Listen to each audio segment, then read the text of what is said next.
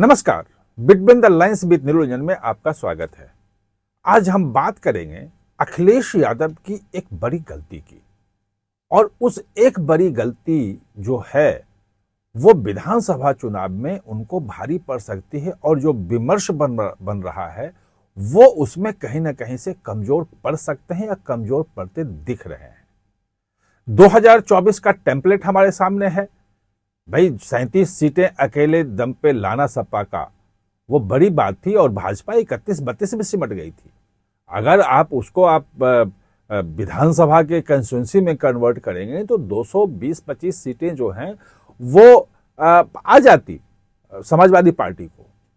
लेकिन और एक बड़ा मुद्दा भी मिल गया है, राम मंदिर में चंदा चोरी का जो हिंदुत्व का मुद्दा था, वो एक बड़ा मुद्दा जो है वो आ गया है अखिलेश यादव के पास।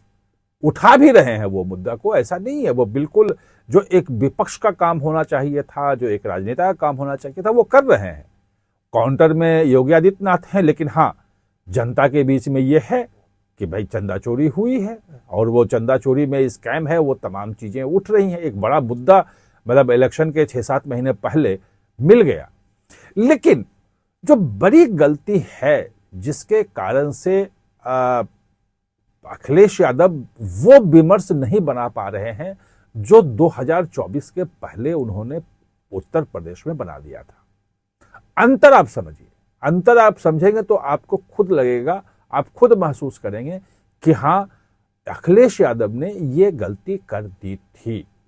और वो अंतर है कि 2021 के बाद अगर आप देखेंगे, उसके पहले भी विपक्ष में नेता रहते हुए जो वहां पे विधानसभा के भीतर जो बहस होती थी, जो सवाल जवाब जो होता था अखिलेश यादव और योगी आदित्यनाथ के बीच में, वो अखबारों की सुर्खियां ही बनती थी।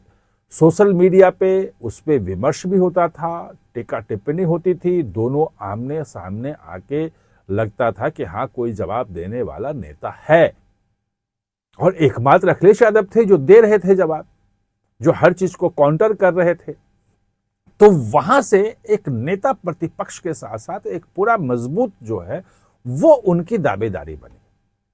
कुछ लोगों से मेरी बात हो रही थी, राजनीतिक विश्लेषकों से, उनका यह मानना था कि जो 2024 में जो सीटें मिली उसमें वो तो कारण है कि संविधान बदल देंगे वाला बात है, अब की बार 400 पार की बात है। जो दलितों को, पिछड़ों को ये लगा कि भाई कहीं ना कहीं से हमारा जो है वो संविधान बदल जाएगा तो आरक्षण चला जाएगा, वो बात कहीं ना कहीं पैठ की। और एक बात ये भी है कि इनका जो पीडीए का अपना रहा प्रयोग, वो काफी अच्छा रहा। मतलब सवर्ण सीटों पे, सवर्ण बहुल सीटों पर भी उन्होंने दलितों को खड़ा करके और टिकट दिया और जिता के लाए। जो यादव हैं, जिनके बारे में कहा जाता है कि यादव की पॉलिटिक्स करते हैं, वो 4-5 सीटें और परिवार तक सीमित रखी, बाहर से किसी को नहीं दिया। पीडीए के लोगों को, दूसरे जो पिछड़ी जातियों के लोग हैं, उनको आप देखेंगे कि वहां उनको ज्यादा टिकट मिली। इनको पता था कि न यादव छिटकेगा और न मुसलमान छिटकेगा। इन दोनों के वोट अगर हमारे पास आते हैं और साथ में अगर कुछ और जातियां जुड़ जाती हैं तो फिर वो खेल हो जाएगा जो भाजपा का 2014 वाला जो खेल था, जो अमित शाह ने किया था, 2019 में किया था, वही पिच, वही पंपलेट, वो उसको दोहराते हुए 2024 में कर दिया। लेकिन जो बड़ा कारण लोग बता रहे हैं, जो बड़ी बात बता रहे हैं कि वो मुख्यमंत्री योगी आदित्यनाथ के आमने सामने खड़े होकर जवाब दे रहे थे, और जनता उनको देख रही थी कि अखिलेश यादव हमारे नेता जो हैं वो मुख्यमंत्री योगी आदित्यनाथ के बरक्स हैं और बड़े नेता हैं। लेकिन जो गलती जिसकी बात मैं कर रहा था, जिसके लोग की तरफ कई लोगों ने इशारा किया, कई लोगों ने उस बात को बताया, जो पॉलिटिकल एनालिस्ट हैं, वो ये कि उनको केंद्र की पॉलिटिक्स में नहीं आना चाहिए था। वो चाहते तो वहीं अपना रहते, और रहते ही, उसमें कोई दिक्कत थी नहीं। अगर वो नेता प्रतिपक्ष के रूप में वहां रहते और उनको उत्तर प्रदेश पे ही अगर सेंट्रिक रहते वहां पे, तो इस पिछले 3 साल में भी वही विमर्श चल रहा होता। आप सेंटर में जब आ जाते हैं, आप लोकसभा में जब पहुंच गए, तो आपको जो सवाल जवाब करना पड़ता है, आपको जो चीजें देनी पड़ती है, वो सीधे प्रधानमंत्री मोदी से करनी पड़ती है। और वहां पे प्रधानमंत्री मोदी के खिलाफ जो लड़ाई वाला जो मोर्चा है, उसमें कहीं ना कहीं से ज्यादा जो है बढ़त ले लेते हैं Rahul Gandhi. Pan India appeal भी है, पैन इंडिया कांग्रेस की पहुंच भी है पूरे देश में। तो आप मोदी के खिलाफ लड़ाई में आप जो है वो थोड़े से छोटे हो जाते हो, आप सहयोगी के रूप में रहते हो राहुल गांधी के। और ये भूमिका भी है उनकी, और ये उन्होंने किया भी। ममता बनर्जी वो कभी कभी राहुल को माइनस करके और कांग्रेस को माइनस करके आगे आने के लिए कि हम मुख्य रूप से लड़ रहे हैं, यह कोशिश करती रही। लेकिन वो कोशिशें बहुत, मतलब अब तो वो हार गई तो कोशिशें कामयाब होने की बात नहीं है। वरना कभी कभी बहुत सारे लोगों ने लिखा, पॉलिटिकल एनालिस्ट ने बहुत सारे लेख लिखे गए, सोशल मीडिया पे चला कि भाई प्रतिपक्ष का अगर नेता कोई हो सकता है राहुल गांधी की जगह, तो ममता बनर्जी हो सकती है। राहुल गांधी की जगह ममता बनर्जी का नाम भी चला, अखिलेश यादव का नाम नहीं आया। जबकि कांग्रेस के बाद दूसरे नंबर की सीटें जो हैं वो सपा की हैं, अखिलेश यादव का बनता है। और वहां जो स्थिति है वो स्थिति भी है कि कांग्रेस का साथ चाहिए। उनका यह है कि जो भाजपा के खिलाफ जो वोट है वो बंटे नहीं, वो एकजुट रहे।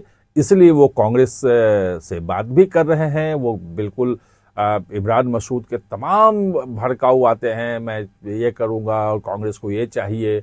जो नए प्रभारी बने हैं कांग्रेस के, वहाँ उन्होंने कह दिया कि हमें बराबरी का लड़ना चाहिए, हमें इतनी सीटें चाहिए। 100 मांग रहे हैं, कोई 200 मांग रहा है।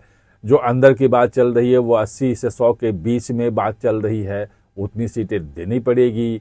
क्या होगा वो अलग मुद्दा है। लेकिन जो मेन मुद्दा जिस बात पे आज हम चर्चा कर रहे थे वो ये था कि केंद्र की राजनीति में आके, और जो एक तमाम जो क्षेत्रीय नेता होते हैं उनकी एक ख्वाहिश होती है कि वो केंद्र में करें। मुलायम सिंह यादव भी कभी अपने समय में देश के प्रधानमंत्री के उम्मीदवार थे, भले उत्तर प्रदेश से ही आते हों, लेकिन 80 सीटें वहां हैं। और 80 सीटें वाला जो है वो क्यों नहीं हो सकता है दावेदार प्रधानमंत्री का। तो एक ख्वाहिश होती है, एक अपनी चीजें होती हैं कि बनना चाहते हैं। लेकिन उस चक्कर में जो उत्तर प्रदेश की जो क्षेत्रीय राजनीति है, जो वहां पे जो पकड़ है, वहां पे जो आपकी उपस्थिति थी, वो कहीं ना कहीं से कमजोर होती हुई नजर आई। और ये एक बड़ी गलती जो है उन्होंने की। इसलिए कई लोग कह रहे हैं कि 2024 में जो भी रिजल्ट रहा उसको 2027 में आप ट्रांसलेट करके नहीं देख सकते हैं। बीच में 3 साल में बहुत कुछ चेंज हो गया है, और मतलब बहुत कुछ चेंज हो जाएगा, अभी 6 महीना बचा हुआ है, लेकिन बहुत कुछ वहां बदल गया है। और वहां हर दिन माता प्रसाद को बनाया उन्होंने नेता प्रतिपक्ष, लेकिन योगी के सामने वो उस ढंग से जवाब देने की स्थिति में नहीं है जिस ढंग से जवाब देने की स्थिति में अखिलेश यादव थे। तो अखिलेश यादव अगर वहां रहते, वहीं की पॉलिटिक्स कर रहे होते उत्तर प्रदेश की, तो ज्यादा बेटर पोजीशन में आज होते। ये उनकी बड़ी गलती लोग मान रहे हैं। आप हमारे साथ जुड़े, इसके लिए बहुत बहुत धन्यवाद।